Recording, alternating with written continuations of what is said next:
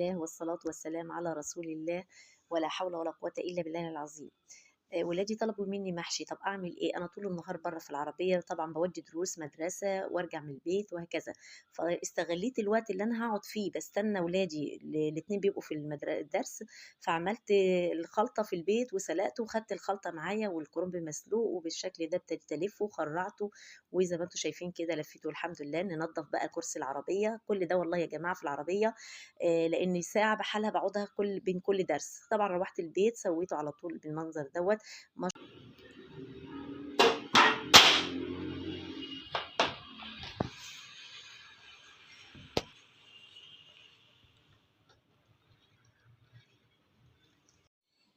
أستاهل بقى على كده لايك واشتراك. يا ريت لو انتم حابين قناتي تشتركوا فيها ولايك، وانزل لكم ان شاء الله الفيديو كامل على القناة، وتساعدوني على اني انزل فيديوهات